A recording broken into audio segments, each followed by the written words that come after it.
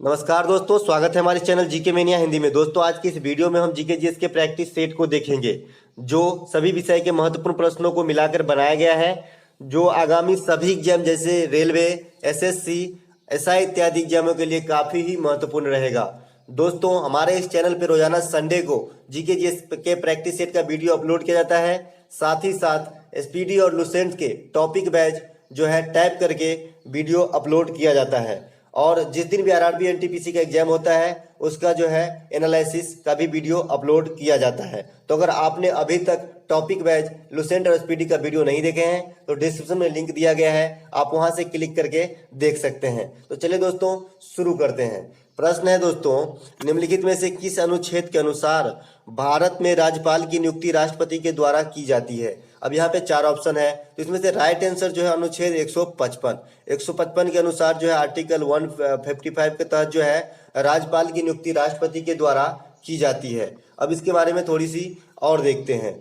अनुच्छेद 153 जो है राज्य में एक राज्यपाल होगी, ये बात कही गई है। अनुच्छेद 154 में राज्य की कार्यपालिका की शक्ति जो है राज्यपाल में निहित होती है, इस बात को जो है वर्णित किया गया है। अनुच्छेद 155 जो हो गया, इस क्वेश्चन का राइट आंसर था राज्यपाल की नियुक्ति जो राष्ट्रपति के द्वारा किया जाता है। और अनुच्छेद 156 में दिया गया है कि राज्यपाल का कार्यकाल जो राष्ट्रपति के प्रसाद पर्यंत पद को धारण करते हैं। अगला प्रश्न जो है दोस्तों, मानव के एक हाथ के सभी अंगुलियों में कुल मिलाकर कितने हड्डी होती है? बहुत ही इंपॉर्टेंट क्वेश्चन, क्योंकि मानव शरीर के एक ऐसा पार्ट है जिसमें सबसे अधिक हड्डी पाई जाती है। तो यहाँ पे राइट आंसर हो जाएगा 14, यानी दोनों हाथ मिलाकर टोटल 28 हड्डी ओनली पंजा में ही होता है मानव शरीर में। अब इसके बारे में थोड़ा और देखते हैं। एक वयस्क मानव में कुल 206 हड्डी पाई जाती है, ये शिशुओं में 300 तक पाई जा सकती है। हड्डियों का अध्ययन जो है दोस्तों, ये ऑस्टियोलॉजी के अंतर्गत किया जाता है। मानव शरीर की सबसे बड़ी हड्डी फीमर है, जिसे हिंदी में उरू कहते हैं, और ये मानव के जांघ में पाया जाता है। वहीं पर सबसे छोटी हड्डी जो है ये स्टेपस है, जो मानव के कान में पाया जाता है। अब सबसे इंपॉर्टेंट क्वेश्चन जो इस टॉपिक से आते हैं, अस्थि से अस्थि के जोड़ को क्या कहा जाता है? तो लिगामेंट कहते हैं। वहीं अस्थि से मांसपेशियां की जोड़ को टेंडन कहते हैं। तो ये दोनों ही प्रश्न जो है VBI है किसी भी एग्जाम के दृष्टिकोण से। विटामिन डी की कमी से रिकेट्स नामक बीमारी हो जाती है, और आपको पता है विटामिन डी जो है सूरज के प्रकाश में सबसे अधिक पाया जाता है। अगला प्रश्न जो है दोस्तों, निम्नलिखित दिए गए सक्रिय ज्वालामुखी में से सबसे अधिक ऊंचा ज्वालामुखी है। यहाँ पे 4 सक्रिय ज्वालामुखी का नाम दिया गया है, तो इसमें से सबसे जो अधिक ऊंचाई वाली सक्रिय ज्वालामुखी है उसको आपको पहचानना है। तो यहाँ पे right answer option number A है, कोटोपैक्सी, जो इक्वाडोर में स्थित है। ये सबसे अधिक ऊंचाई वाला सक्रिय ज्वालामुखी है वर्तमान में, और इसकी टोटल ऊंचाई जो है कोटोपैक्सी की ये है 5897, 5897 मीटर की ऊंचाई वाला ये ज्वालामुखी विश्व में सबसे अधिक ऊंचाई वाली सक्रिय ज्वालामुखी है। बात करें एटना, इटली में है, ये 3340 मीटर ऊंचाई वाली है। स्ट्राम्बोली पर्वत, जिसे भूमध्य सागर का प्रकाश स्तंभ भी कहा जाता है, तो ये इटली के लिपारी द्वीप में स्थित है और इसकी टोटल ऊंचाई 925 मीटर है। वहीं पर माउंट रूहेपिहू, ये भी सक्रिय ज्वालामुखी है जो न्यूजीलैंड में स्थित है, और इसकी टोटल ऊंचाई 2797 मीटर है। स्ट्राम्बोली पर्वत को भूमध्य सागर का प्रकाश स्तंभ कहा जाता है, और ये भी इंपॉर्टेंट क्वेश्चन है। ज्वालामुखी के उद्गार के दौरान निकलने वाली पदार्थ मैग्मा को लावा कहा जाता है। यानी जब ज्वालामुखी के जो पृथ्वी के नीचे जो सेल दबे रहते हैं तो इसे मैग्मा कहते हैं। जब ये पृथ्वी से ऊपर आ जाता है उद्गार के परिणाम स्वरूप तो इसे ही लावा कह देते हैं, और यही लावा जब कठोर हो जाता है ठंडा होने के बाद तो ये आग्नेय चट्टान का रूप धारण कर लेता है। अगला प्रश्न जो है दोस्तों, लाल और पीली मृदा की यानी मिट्टी की प्रकृति किस प्रकार की होती है? यहाँ पे प्रकृति दी गई है, एसिडिक होती है कि अल्कालाइन होती है, न्यूट्रल होती है, नॉट। तो दोस्तों इस क्वेश्चन के लिए राइट आंसर हो जाएगा ऑप्शन नंबर ए। लाल और पीली मृदा की जो है प्रकृति जो है नेचर जो है ये एसिडिक प्रकार की होती है, अम्लीय होती है। लाल और पीली मृदा अम्लीय प्रकार की होती है जिसमें नाइट्रोजन, फास्फोरस एवं जैव पदार्थ जिसे ह्यूमस कहते हैं इसकी कमी पाई जाती है, इसीलिए यह अल्प उपजाऊ होती है। लाल मिट्टी का रंग लाल जो है दोस्तों लौह ऑक्साइड के कारण होती है। लौह ऑक्साइड के कारण जो है लाल मिट्टी का रंग लाल होती है। ये भी क्वेश्चन जो है एग्जाम में पूछा जाता है। काली मिट्टी को रेगूर मिट्टी कहा जाता है, जो कपास की खेती के लिए उपयुक्त मानी जाती है। काली मिट्टी जो कपासी मृदा भी कहा जाता है और इसे ही रेगूर मिट्टी भी कहा जाता है, जो बेसाल्ट चट्टानों के क्षरण के द्वारा बनती है काली मिट्टी। भारत में पुरानी जलोढ़ मिट्टी को बांगर कहा जाता है, वहीं नई जलोढ़ मिट्टी को खादर कहा जाता है। मिट्टी के वैज्ञानिक अध्ययन को पीडोलॉजी कहा जाता है। दोस्तों सभी इंपॉर्टेंट टॉपिक से जो है रिलेटेड प्रश्न जो है आपको समावेश कर दिया हूं, तो ध्यान से आप जो है इसे भी देख लीजिएगा। निम्नलिखित में से कौन सा एक भारत में स्थापित परमाणु ऊर्जा केंद्र तथा उसके स्थान को सही मिलान नहीं किया गया है? तो यहाँ पे तारापुर महाराष्ट्र, कल्पक्कम तमिलनाडु, रावतभाटा राजस्थान, कुडनकुलम आंध्र प्रदेश। दोस्तों इस क्वेश्चन के लिए right answer option number D हो जाएगा। कुडनकुलम जो है ये भी तमिलनाडु में ही स्थित है, तमिलनाडु में ही स्थित है। यहाँ पे आंध्र प्रदेश से इसका मैच कर दिया गया है, इसीलिए आपका right answer option number D हो जाएगा। कुडनकुलम जो परमाणु ऊर्जा केंद्र है यह कहाँ स्थित है? तमिलनाडु में। अगला प्रश्न देखते हैं दोस्तों, विटामिन बी कॉम्प्लेक्स में कुल मिलाकर कितने विटामिन संयोजित होते हैं? विटामिन बी कॉम्प्लेक्स में अकेला एक विटामिन बी नहीं होते हैं, वो बहुत विटामिनों का संयोजन है। तो इसमें टोटल कितने प्रकार की विटामिन को जो है इंक्लूड किया गया है? तो विटामिन बी कॉम्प्लेक्स में टोटल 8 प्रकार की विटामिन को जो है इंक्लूड किया गया है। अब देखते हैं वो 8 प्रकार की जो है विटामिन कौन कौन से हैं और इनके रासायनिक नाम क्या क्या है। दोस्तों विटामिन बी कॉम्प्लेक्स में विटामिन बी1 है जिसका रासायनिक नाम थायमीन है, विटामिन बी2 है जिसका रासायनिक नाम राइबोफ्लोविन है, विटामिन बी3 है जिसका रासायनिक नाम निकोटिनिक अम्ल है, विटामिन बी5 पेंटोथेनिक अम्ल कहते हैं इसे, विटामिन बी6 को पैरोडॉक्सिन कहते हैं, विटामिन बी7 को बायोटीन कहते हैं, विटामिन बी9 को फॉलिक एसिड कॉम्प्लेक्स कहते हैं, वहीं विटामिन बी12 को साइनोकोबाल्मिन कहते हैं और इसी में जो है कोबाल्ट की उपस्थिति पाई जाती है। विटामिन बी तथा सी जो है ये जल में घुलनशील विटामिन है। बाद बाकी जितने भी अन्य विटामिन है जैसे ए, ई, डी, के, ये सभी जो है वसा में घुलनशील विटामिन है। ओनली बी और सी जो है जल में घुलनशील विटामिन है। इसका कहने का मतलब कि बी कॉम्प्लेक्स के अंतर्गत जितने भी 8 विटामिन है सभी भी जल में घुलनशील होंगे। अगला प्रश्न जो है दोस्तों, प्राचीन भारत के प्रमुख दर्शन एवं उनके प्रतिपादक के साथ गलत मिलान को पहचाने। दोस्तों एक क्वेश्चन में 4-4 क्वेश्चन करा रहे हैं, ये भी ध्यान रखिएगा। प्राचीन भारत में जो दर्शन है और उनके प्रतिपादक कौन है उनके साथ गलत मिलान को आपको पहचानना है। सांख्य दर्शन कपिल मुनि, योग दर्शन पतंजलि, न्याय दर्शन गौतम मुनि, वेदांत दर्शन जैमिनी। तो यहाँ पे राइट आंसर जो हो जाएगा दोस्तों ऑप्शन नंबर डी, वेदांत दर्शन का मिलान गलत कर दिया गया है। वेदांत दर्शन जो है इनके प्रतिपादक बाद नारायण है, वहीं जैमिनी जो है ये मीमांसा दर्शन के प्रतिपादक हैं जैमिनी। तो यहाँ पे right answer option number D हो गया। अगला प्रश्न जो है दोस्तों, जॉली ग्रांट एयरपोर्ट निम्नलिखित में से किस राज्य में स्थित है? जॉली ग्रांट एयरपोर्ट का नाम है, तो ये किस राज्य में स्थित है? Where is Jolly Grant airport situated? तो यहाँ पे राइट आंसर हो जाएगा ऑप्शन नंबर बी, ये उत्तराखंड में स्थित एक प्रमुख एयरपोर्ट है जॉली ग्रांट। अब दोस्तों एयरपोर्ट यानी एयर से संबंधित जो योजना लॉन्च किया गया भारत में, इसके बारे में थोड़ी सी रीड करते हैं। दोस्तों उड़ान योजना आपको याद ही होगा, इसका फुल फॉर्म होता है उड़े देश का आम नागरिक। इसे क्षेत्रीय हवाई संपर्क योजना भी कहा जाता है। इसका मुख्य लक्ष्य है किफायती दर पर हवाई सेवा मुहैया कराना और इस योजना की शुरुआत मिनिस्ट्री ऑफ सिविल एविएशन के द्वारा 27 अप्रैल 2017 को किया गया था। अब कुछ एयरपोर्ट के विशेषता को देख लेते हैं।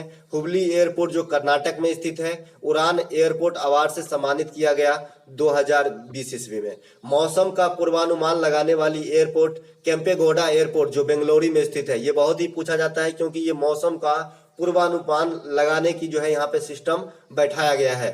पूर्णतः सोलर सुविधा से लैस वाली भारतीय एयरपोर्ट जो है ये पदुचेरी एयरपोर्ट है। तो यहाँ से क्वेश्चन इंपोर्टेंट बन जाती है कि पूर्णतः सोलर सुविधा से लैस पहली भारतीय एयरपोर्ट जो है कौन सा है? तो आपका आंसर होगा पदुचेरी। अगला प्रश्न जो है दोस्तों, कॉमनवेल्थ गेम्स फेडरेशन CGF की स्थापना कब की गई? Commonwealth games federation CGF is established in. तो दोस्तों कॉमनवेल्थ गेम्स की जो फेडरेशन की स्थापना की गई है CGF की, तो ये 1930 ईस्वी में की गई है। ऑप्शन नंबर सी यहाँ पे राइट आंसर हो जाएगा। दोस्तों राष्ट्रमंडल खेल परिसंघ की मुख्यालय लंदन में स्थित है। दोस्तों पहले राष्ट्रमंडल खेल को जो है ब्रिटिश एम्पायर गेम कहा जाता था, बाद में इसे राष्ट्रमंडल खेल कहा जाने लगा। तो इस राष्ट्रमंडल खेल परिसंघ की जो मुख्यालय है ये लंदन में स्थित है। राष्ट्रमंडल खेल प्रथम बार, ये बहुत बार एग्जाम में आता है, राष्ट्रमंडल खेल प्रथम बार जो है 1930 ईस्वी में हेमिल्टन कनाडा के हेमिल्टन में खेला गया था। 21वें राष्ट्रमंडल खेल का आयोजन जो है 2018 में ऑस्ट्रेलिया के गोल्ड कोस्ट में किया गया था। वहीं 22वें राष्ट्रमंडल खेल जो है 2022 में इंग्लैंड के बर्मिंघम में प्रस्तावित है। तो यहाँ से ये करंट का क्वेश्चन बहुत अच्छा बनता है कि आगामी जो राष्ट्रमंडल खेल होने वाले अगले साल यानी 2022 में, तो कहाँ पे प्रस्तावित है, तो ये इंग्लैंड में बर्मिंघम में प्रस्तावित है। पिछला कहाँ हुआ था, ऑस्ट्रेलिया के गोल्ड कोस्ट में। पहला कब हुआ था, 1930 ईस्वी में हेमिल्टन कनाडा में। इसका मुख्यालय कहाँ है, लंदन में।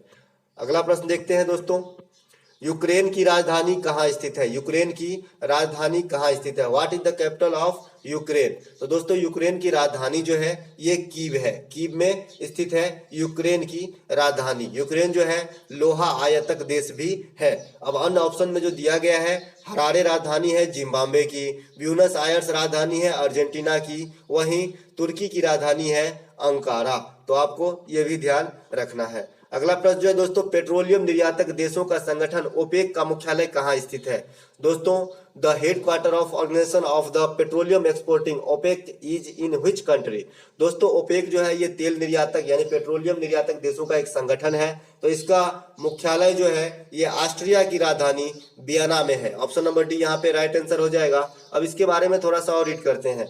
पेट्रोलियम निर्यातक देशों की संगठन ओपेक की स्थापना 1960 ईस्वी में किया गया था। इसका मुख्यालय ऑस्ट्रिया की राजधानी वियना में स्थित है। वर्तमान में इनके कुल 13 सदस्य हैं। वर्तमान में उनके कितने सदस्य मेंबर हैं, तो 13 जो है इनके मेंबर देश हैं। इसमें से प्रमुख है संयुक्त अरब अमीरात, सऊदी अरब, कुवैत, इराक, ईरान इत्यादि। अगला प्रश्न जो देखते हैं दोस्तों, ग्रैमी अवार्ड संगीत के क्षेत्र में उत्कृष्ट योगदान के लिए प्रदान की जाने वाली अवार्ड है। यह अवार्ड किस देश के द्वारा प्रदान की जाती है। Grammy award are the annual award presented for outstanding achievement in the music industry by which country। मतलब किस देश के द्वारा जो है ग्रैमी अवार्ड प्रदान किया जाता है। तो दोस्तों ग्रैमी अवार्ड जो है ये यूएसए के द्वारा दिया जाता है, यूनाइटेड स्टेट ऑफ अमेरिका के द्वारा संगीत के क्षेत्र में दी जाने वाली सबसे बड़ी उपलब्धि है ग्रैमी अवार्ड। तो ऑप्शन नंबर ए यहाँ पे, ऑप्शन नंबर सी यहाँ पे राइट आंसर हो जाएगा। ऑप्शन नंबर सी यहाँ पे राइट आंसर हो जाएगा। और ये ग्रैमी अवार्ड कब से दिया जाता है, तो ये 1959 ईस्वी से दिया जा रहा है प्रत्येक वर्ष, ये एनुअल अवार्ड है। अगला प्रश्न देखते हैं दोस्तों, ईसो एल्वेन एक भारतीय खिलाड़ी है, निम्नलिखित में से किस खेल से संबंधित है। ईसो एल्वेन जो है एक भारतीय खिलाड़ी है, वो किस खेल से संबंधित है। ईसो एल्वेन is an Indian sport person related to. तो दोस्तों ईसो एल्वेन जो है ये साइकिलिंग से संबंधित है, साइकिलिंग से संबंधित है। ऑप्शन नंबर डी यहाँ पे राइट आंसर हो जाएगा। साइकिलिंग से संबंधित है, ये भारतीय खिलाड़ी है ईसो एल्वेन। और ये जो है अंडमान निकोबार से ताल्लुक रखते हैं, अंडमान जो है अंडमान निकोबार से बिलोंग करते हैं ईसो एल्वेन, और यह एक साइकिलिंग का भारतीय खिलाड़ी है। अगला प्रश्न है दोस्तों, केंद्र द्वारा राज्य में राज्यपाल की नियुक्ति निम्नलिखित में से किस देश के संविधान से प्रेरित है। अभी आपने केंद्र में राज्य की राज्यपाल की नियुक्ति जो है आर्टिकल देखा था कि आर्टिकल जो है 155 के द्वारा जो है राष्ट्रपति के द्वारा राज्यपाल की नियुक्ति की जाती है राज्यों में। तो ये किस देश के संविधान से प्रेरित है, तो यहाँ पे राइट आंसर हो जाएगा ऑप्शन नंबर सी। ये जो है कनाडा के संविधान से प्रेरित है कि केंद्र द्वारा राज्य में राज्यपाल की नियुक्ति की जाएगी। भारतीय संविधान में कनाडा से और भी कुछ तथ्य लिए गए हैं, इनके बारे में देखते हैं। एक मजबूत केंद्र के साथ संघ की व्यवस्था कनाडा से ली गई है। केंद्र में अवशिष्ट शक्तियों का निहित होना। अवशिष्ट शक्तियों कहने का मतलब है दोस्तों कि भारतीय संविधान में 3 जो है सूची, संघ सूची, राज्य सूची, समवर्ती सूची, इसके अलावा भी कुछ ऐसे चीज हैं जिनको इन सूचियों में अभी तक शामिल नहीं किया गया। तो इस पे जो है कानून बनाने का अधिकार जो है केंद्र के पास संरक्षित है, इसे ही अवशिष्ट शक्ति नाम दिया गया है। केंद्र सरकार राज्य में राज्यपाल की नियुक्ति, तो ये भी कनाडा से लिया गया जो इस प्रश्न का आंसर था। सर्वोच्च न्यायालय के सलाहकार क्षेत्राधिकार, ये भी कनाडा के संविधान से ही प्रेरित है। अगला प्रश्न जो है दोस्तों, चालुक्य वंश का संस्थापक कौन था। दोस्तों चालुक्य वंश का संस्थापक जो है who was the founder of the Chalukya destiny, तो इसका है पुलकेशिन प्रथम। ऑप्शन नंबर ए यहाँ पे राइट आंसर हो जाएगा।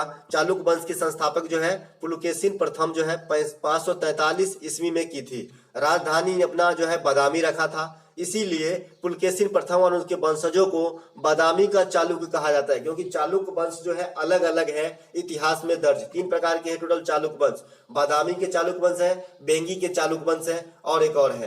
कृष्णदेव राय तुलुक वंश से संबंधित है। ये क्वेश्चन एग्जाम में बार बार आता है दोस्तों कि कृष्णदेव राय जो है ये तुलु वंश से संबंधित है। ये भले ही संगम साम्राज्य के वंश है तुलु वंश, लेकिन आपको अगर तुलु वंश ऑप्शन में दिया गया है तो कृष्णदेव राय को तुलु वंश में ही टिक करना है। अगला प्रश्न जो है दोस्तों, दिए गए बायोस्फीयर रिजर्व में से कौन सा एक सबसे बाद में स्थापित किया गया?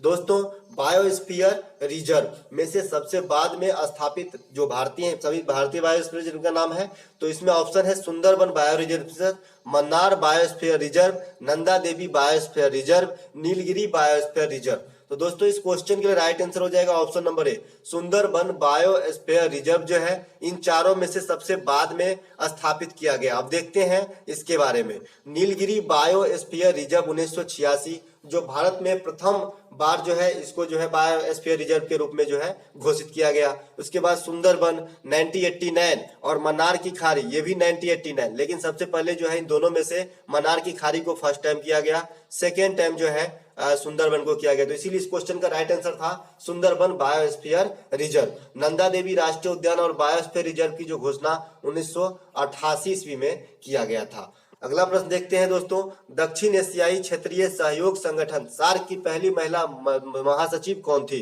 दोस्तों who are the first women general secretary of SAARC? दोस्तों सार्क की जो पहली महिला सचिव है ये है फातिमा दियाना सईद, ये जो है सार्क की प्रथम महिला सचिव है। अब बात करते हैं सार्क के बारे में। दक्षिण एशियाई क्षेत्रीय सहयोग संगठन की स्थापना यानी सार्क की स्थापना 1985 ईस्वी में किया गया था। इसका मुख्यालय काठमांडू में स्थित है। वर्तमान में उनके कुल 8 सदस्य हैं।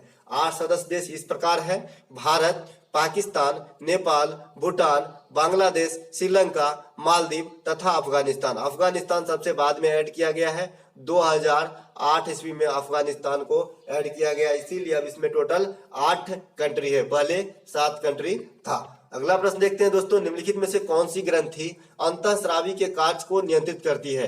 दोस्तों कौन सी ग्रंथि है जो अंतःस्रावी के कार्य को नियंत्रित करती है? Name of the gland that controls the function of other endocrine gland. तो दोस्तों इस क्वेश्चन में दिए गए ऑप्शन में से right answer option number A हो जाएगा। पैंक्रियाज जो है ये एक मिश्रित ग्रंथि है, मिश्रित ग्रंथि है पैंक्रियाज। ये बहिस्रावी के साथ साथ अंतःस्रावी ग्रंथि के भी कार्य को संपादित करते हैं। बाद बाकी सभी ग्रंथि जो है पूर्णतः अंतःस्रावी ग्रंथि है। अब मानव शरीर में ग्रंथि से रिलेटेड कुछ क्वेश्चन जो इस बार के एनटीपीसी में बहुत ही पूछे गए, मैंने वहां पर जो है आपको एनालिसिस में बताया भी था इस प्रकार की सभी व्याख्या, तो अगर आपने देखे होंगे तो जरूर हेल्प मिला होगा। मानव शरीर की सबसे बड़ी ग्रंथि जो है ये लीवर है। सिर्फ ग्रंथि पूछा जाए कि सबसे बड़ी ग्रंथि कौन सी है तो आपका आंसर लीवर होगा। मानव शरीर की सबसे बड़े अंतःस्रावी ग्रंथि की बात करें तो ये अब2 ग्रंथि हो जाएगा। मानव शरीर की सबसे बड़ी मिश्रित ग्रंथि जो इस क्वेश्चन का राइट आंसर था ये है अग्नाशय पंक्रियाज। ये जो है अंतः बहिस्रावी के साथ साथ अंतःस्रावी का भी कार्य कर लेता है, इसीलिए इसे मिश्रित ग्रंथि नाम दिया गया है। पीयूष ग्रंथि को मास्टर ग्रंथि कहा जाता है और ये मानव शरीर में सबसे छोटी ग्रंथि होती है जो मानव के मस्तिष्क में स्थित होती है और इसका वजन कितना होता है 0.6 ग्राम ओनली। तो ये बहुत ही इंपॉर्टेंट ग्रंथि है पीयूष ग्रंथि। अगला प्रश्न जो है दोस्तों, बकमिस्ट फुलेरीन निम्नलिखित में से किसका एक अपरूप है? दोस्तों फुलेरीन से हिंट आया यहाँ पे कि फुलेरीन जो है ये कार्बन का अपरूप है, तो यहाँ पे right answer option number C हो जाएगा कार्बन। फुलेरीन जो है कार्बन का अपरूप है। दोस्तों कार्बन के अन्य और 2 प्रमुख अपरूप है, ये है हीरा और ग्रेफाइट। जहां हीरा प्रकृति में सबसे कठोर पदार्थ है, वहीं ग्रेफाइट अधातु होते हुए भी विद्युत के सुचालक है, जिसका उपयोग पेंसिल और नाभिकीय रिएक्टर में भी किया जाता है। अगला प्रश्न जो है दोस्तों, मुकुंदरा हिल्स टाइगर रिजर्व निम्नलिखित में से कहाँ स्थित है? बहुत ही इंपॉर्टेंट क्वेश्चन है और इस बार के बीपीएससी के बारे में पूछा गया था। मुकुंदरा हिल्स टाइगर रिजर्व जो है कहाँ स्थित है? तो ये स्थित है दोस्तों राजस्थान में। राजस्थान में टाइगर रिजर्व है मुकुंदरा हिल्स। अब राजस्थान के कुछ अन्य देख लेते हैं। राजस्थान में अन्य टाइगर रिजर्व जो है ये है रणथंभौर, सरिस्का इत्यादि। भारत में प्रोजेक्ट टाइगर की शुरुआत 1973 ईस्वी में किया गया था। दोस्तों सरिस्का इस बार के एनटीपीसी में जो है पूछ लिया गया था कि सरिस्का कहाँ स्थित है। 1973 में किया गया था टाइगर रिजर्व प्रोजेक्ट की जो है शुरुआत। अगला प्रश्न जो है दोस्तों, प्रतिवर्ष विश्व खेल दिवस कब मनाया जाता है। दोस्तों विश्व खेल दिवस, ध्यान रखिएगा यहाँ पे राष्ट्रीय खेल दिवस नहीं है, तो यहाँ पे right answer option number B हो जाएगा। प्रत्येक वर्ष 6 अप्रैल को विश्व खेल दिवस के रूप में मनाते हैं। प्रत्येक वर्ष 6 अप्रैल को विश्व खेल दिवस के रूप में मनाते हैं। वहीं 29 अगस्त को राष्ट्रीय खेल दिवस के रूप में मनाते हैं। 6 अप्रैल को विश्व खेल दिवस, 29 अगस्त को हॉकी के महान खिलाड़ी मेजर ध्यानचंद जी के जन्म के दिन पर अवसर पर राष्ट्रीय खेल दिवस मनाया जाता है। वहीं प्रत्येक वर्ष 5 जून को विश्व पर्यावरण दिवस के रूप में मनाते हैं। 12 अगस्त को विश्व युवा दिवस के रूप में मनाते हैं। 12 अगस्त को विश्व युवा दिवस है और 12 जनवरी को है राष्ट्रीय युवा दिवस, जो विवेकानंद जी के जन्मदिन के अवसर पर मनाया जाता है। और 13 फरवरी को विश्व रेडियो दिवस के रूप में मनाते हैं। तो सभी इंपोर्टेंट डेज यहाँ से एग्जाम में आ सकते हैं। अगला प्रश्न जो है दोस्तों, मिश्र धातु ड्यूरालुमीन में निम्नलिखित में से कौन सा एक संगठन नहीं है। दोस्तों स्टेनलेस स्टील और जो है जर्मन सिल्वर से आगे सोचिए थोड़ा, ड्यूरालुमीन में निम्नलिखित में से कौन सा एक संगठन नहीं पाया जाता है, क्योंकि अब स्टेनलेस स्टील और जर्मन सिल्वर कम पूछा जाता है एग्जाम में, अब कुछ अटपटा सा मिश्र धातु पूछा जाता है। तो यहाँ पे ड्यूरालुमीन जो एल्युमिनियम का है, आपको हिंट मिल गया होगा। तो यहाँ पे कौन सा जो है इसमें एक नहीं मिला होता है, तो इसमें लोहा नहीं मिला होता है। बाद बाकी एल्युमिनियम, मैग्नीज, कॉपर ये सभी मिले होते हैं, जिसमें से सबसे अधिक एल्युमिनियम का अकेला का हिस्सा जो है 95% होता है, ड्यूरालुमीन में मिला होता है एल्युमिनियम 95%। अब देखते हैं इसमें किसकी कितनी उपस्थिति पाई जाती है और कौन कौन से चीज इसमें उपस्थित रहते हैं। तो एल्युमिनियम तो रहते ही हैं सब 95%, मैग्नीज रहते हैं, मैग्नीशियम रहते हैं, कॉपर रहते हैं। तो ये चारों को मिलकर जो है ड्यूरालुमीन बनाया जाता है, जहां लोहा नहीं होता है। अगला प्रश्न जो है दोस्तों, निम्नलिखित में से किस प्रकार की वनस्पति टुंड्रा जलवायु प्रदेश की उपज है। दोस्तों टुंड्रा जलवायु प्रदेश जो बहुत ही ठंडे होते हैं, सूर्य के प्रकाश की बहुत अभाव होती है टुंड्रा जलवायु प्रदेश में, ढके रहते हैं हमेशा। तो यहाँ पे किस प्रकार की जो है वनस्पति की जो है पैदावार होती है, यानी संभावना है पाए जाने की और पाई जाती है। तो ये ऑप्शन नंबर ए यहाँ पे राइट आंसर है। मॉस और काई जो है यहाँ की प्रमुख उपज है टुंड्रा प्रकार के जलवायु की। सूरज की प्रकाश का अभाव तथा दैनिक तापांतर बहुत ही न्यूनतम होता है टुंड्रा जलवायु प्रदेश में। और यहाँ की मॉस एवं काई जो है की बहुलता होती है। कटीली और छोटी झाड़ियां वाली वनस्पति मरुस्थलीय जलवायु की प्रमुख विशेषता है। तो आपको ये भी याद रखना है, कटीली और छोटी झाड़ियां वाली जो वृक्ष होती है ये मरुस्थलीय प्रकार की जलवायु की उपज है। सिनोकोना जो मलेरिया की दवाई भी है, और रबर विषुवतीय रेखीय जलवायु प्रदेश की उपज है। तो आपको ये भी ध्यान रखना है। अगला प्रश्न जो है दोस्तों, बंगाल के विभाजन 1905 के विरोध में हुए आंदोलन का नेतृत्व किसने किया था। दोस्तों बंगाल विभाजन लॉर्ड कर्जन के द्वारा 1905 ईस्वी में किया गया था। बहुत ही फेमस क्वेश्चन है, बार बार पूछे जाने वाली क्वेश्चन है। तो इसके विरोध में जो भारतीय एक आंदोलन चलाए थे, तो इसके नेतृत्व किसने किया था। तो इसके नेतृत्व जो है सुरेंद्र नाथ बनर्जी के द्वारा किया गया था। इसके नेतृत्व जो है सुरेंद्र नाथ बनर्जी के द्वारा किया गया था। ऑप्शन नंबर बी इस क्वेश्चन के लिए राइट आंसर हो जाएगा। भारत में बंगाल विभाजन 1905 ईस्वी में लॉर्ड कर्जन के द्वारा किया गया था। बंगाल विभाजन को जो लॉर्ड हार्डिंग के द्वारा रद्द किया गया था, कब, 1911 में। तो ये दोनों भी क्वेश्चन एग्जाम में पूछ लिए जाते हैं। अगला प्रश्न जो है दोस्तों, निम्नलिखित में से कौन सा एक आउटपुट डिवाइस का उदाहरण नहीं है। निम्नलिखित में से कौन सा एक आउटपुट डिवाइस का उदाहरण नहीं है। ऑप्शन जो है monitor, printer, card reader, scanner. दोस्तों इन सभी में जो है स्कैनर जो है आउटपुट डिवाइस का उदाहरण नहीं है। बाद बाकी सभी आउटपुट डिवाइस के उदाहरण है। मॉनिटर भी आउटपुट डिवाइस है, प्रिंटर भी, कार्ड रीडर भी। आउटपुट डिवाइस कहने का मतलब है जिसे हम कुछ इनपुट देते हैं और हमें कुछ भी आउटपुट के रूप में देते हैं, उससे आउटपुट डिवाइस कहते हैं। जैसे मॉनिटर, आपने कीबोर्ड में कुछ भी टाइप किया, मॉनिटर पे कुछ डिस्प्ले हुआ, यानी कुछ हमें दे रहा है, इसीलिए यह आउटपुट डिवाइस है। प्रिंटर, हम कमांड देते हैं, प्रिंट करके हमें कुछ प्राप्त करवाता है, ये भी प्रिंटर आउटपुट डिवाइस है। लेकिन स्कैनर जो है, सुनने में भले ही आउटपुट डिवाइस लगता है, लेकिन स्कैनर जो है यह एक इनपुट डिवाइस है जो कंप्यूटर के लिए किसी इमेज या डॉक्यूमेंट को कैप्चर या डिजिटल कोड में परिवर्तित करता है। इसीलिए हमने इसको ऑप्शन में रखा है स्कैनर को। और बहुत सारे भी इनपुट डिवाइस होते हैं। कंप्यूटर के पिता चार्ल्स बेबेज को कहा जाता है। कंप्यूटर के निवल को, कंप्यूटर में जो है निवल, इस बार के एनटीपीसी में पूछा गया, निवल को कहा जाता है हाफ बिट, हाफ बाइट। इस तरह का क्वेश्चन पूछा गया था। तो यहाँ पे राइट आंसर हाफ बाइट हो जाएगा, क्योंकि एक निवल बराबर दोस्तों 4 बीट होता है। 4 बीट होता है एक निवल बराबर, और 8 बीट के 1 बाइट बनते हैं, इसीलिए इसे हाफ बाइट